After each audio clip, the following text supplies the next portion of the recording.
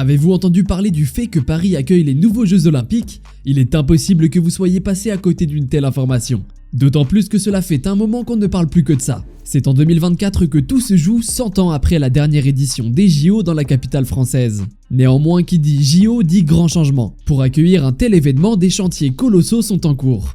Lancé en 2014, le projet du Grand Paris Express en est la preuve. De la même manière, la transformation de la place du Châtelet va changer beaucoup de choses à Paris. Mais c'était sans compter les nombreux aménagements sportifs prévus. Pourtant, de multiples équipements sportifs sont déjà présents et vont être utilisés. Cela ne semble pas suffire. Même si le budget de Paris 2024 est estimé à 6,6 milliards d'euros, Paris est en difficulté. Le projet avance, mais le changement du périphérique risque bien de plonger les Parisiens dans une véritable galère. En outre, l'organisation des JO nécessite un besoin d'espace constant. Les délais peuvent aussi être très compliqués à tenir. Quoi qu'il en soit, une manifestation d'une telle envergure exige une organisation millimétrée. Dans un premier temps, il est obligatoire de loger tout le monde. De plus, la sécurité reste une question essentielle. Enfin, l'environnement reste la priorité de cette nouvelle édition des Jeux Olympiques. À quoi la ville de Paris va-t-elle devoir faire face pour accueillir ces JO ? Les Jeux Olympiques sont une compétition sportive mondiale. Elle se déroule tous les 4 ans et regroupe un grand nombre de pratiques sportives. La première édition des JO se déroule en 1896 à Athènes. Mais aujourd'hui, c'est la ville de Paris qui est concernée par l'événement. Pour accueillir cette manifestation colossale dans les meilleures conditions, la capitale française se lance dans de multiples chantiers démesurés. Sera-t-elle à la hauteur de nos attentes ? Pour commencer, Paris a décidé de mettre un nouveau métro au service des JO. En effet, le Grand Paris Express est le projet de transport et d'aménagement qui devrait permettre aux Franciliens de se déplacer beaucoup plus facilement. Lancé en 2014, ce métro est l'atout dont la ville de Paris avait besoin pour organiser l'accueil des Jeux Olympiques. Pour passer d'une banlieue à l'autre, il ne sera plus nécessaire de passer par Paris. Mais qu'a ce métro de plus que les autres ?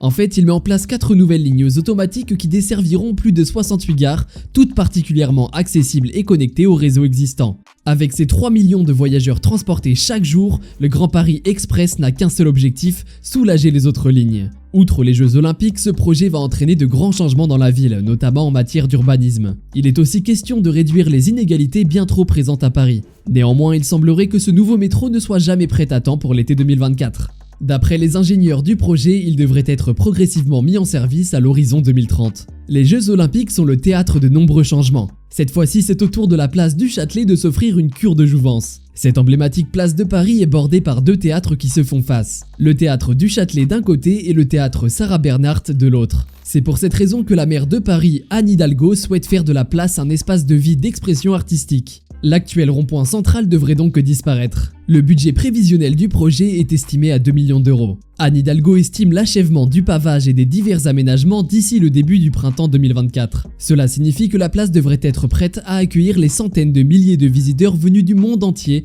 pour participer aux Jeux Olympiques.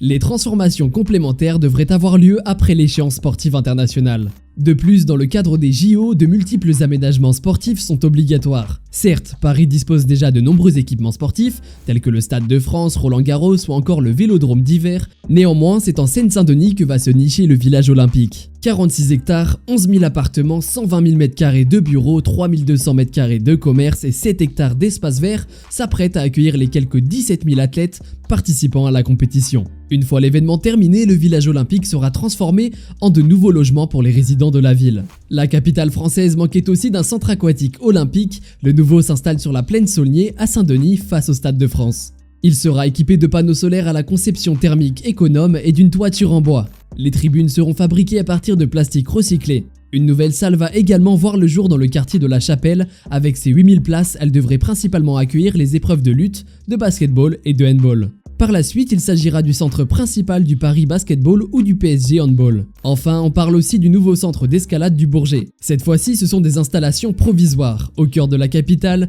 aussi les transformations vont bon train. 5000 chantiers sont prévus. Tout est fait pour rendre la ville de Paris plus agréable à vivre.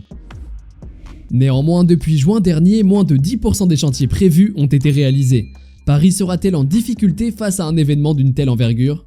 Pour commencer, la transformation du périphérique ne semble pas faire l'unanimité. Pour faire simple, une route olympique voit le jour à l'occasion des Jeux Olympiques. De ce fait, l'une des 3 voies du périphérique va être neutralisée pour faciliter le déplacement des athlètes pendant la compétition. La municipalité souhaite conserver ce dispositif une fois l'événement terminé. Néanmoins, le périphérique parisien est constitué des 35 km les plus fréquentés d'Europe. 1,5 million de véhicules y circulent chaque jour. L'axe contourne la capitale, mais il relie aussi Paris au reste du pays et de l'Europe. Effectivement, il alimente les grandes autoroutes françaises. En théorie, 30 minutes suffisent à faire le tour de la capitale, en respectant bien évidemment la vitesse maximale autorisée de 70 km/h. Mais en réalité, plus d'1 heure est bien souvent nécessaire pour parcourir ces kilomètres. Mais alors on peut se demander, mais qu'en sera-t-il avec une voie en moins ? Il est certain que le changement de visage du périphérique parisien inquiète grandement les automobilistes. Des pétitions contre le projet voient même le jour. Malgré les avis négatifs, la municipalité persiste et signe.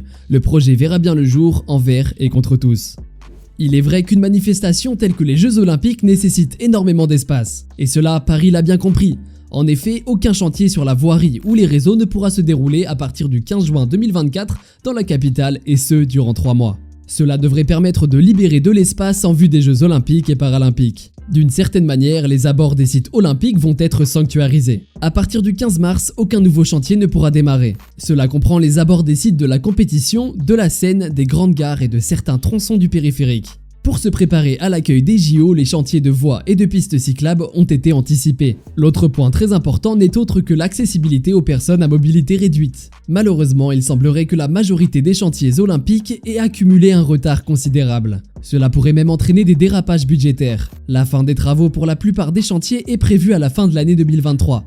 Néanmoins, les risques concernant le calendrier de livraison des ouvrages olympiques sont grands. La livraison de l'essentiel des équipements a été repoussée à 2024, ce qui est assez inquiétant. Seulement, il n'est question que d'un retard de quelques semaines. Pourtant, l'équipe municipale assure que tout sera prêt à temps. En tout cas, c'est ce que nous espérons.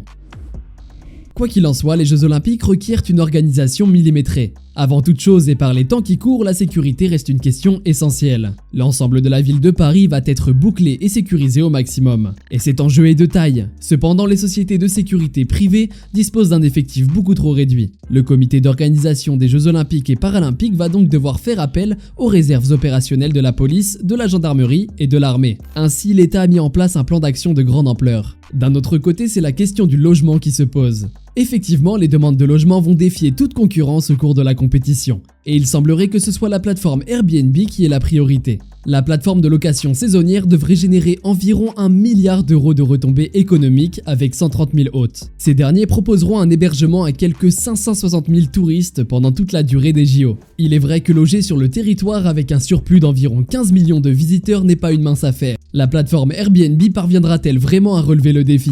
Enfin, la question environnementale est primordiale dans l'organisation de Paris 2024. Après le désastre écologique qu'a présenté la Coupe du Monde de football au Qatar, la capitale française a retenu la leçon. Elle a donc fait de l'environnement l'une de ses priorités. En réalité, les Jeux Olympiques et Paralympiques de Paris établissent de nouvelles normes en matière de responsabilité environnementale. Paris tente donc d'organiser cet événement sportif mondial tout en prenant compte les enjeux environnementaux. De ce fait, les JO de Paris 2024 sont plus responsables sur un plan à la fois social, économique et environnemental. L'objectif est très simple, réduire de moitié les émissions de carbone liées aux JO. Pour y parvenir, Paris se base sur les éditions de Londres 2012 et de Rio 2016. Il est donc nécessaire d'éviter toute empreinte carbone inutile. C'est pour cette raison que les infrastructures sont réduites, réutilisables et construites de manière responsable. Certes, ce projet est particulièrement ambitieux, mais la ville de Paris semble prête à relever le défi.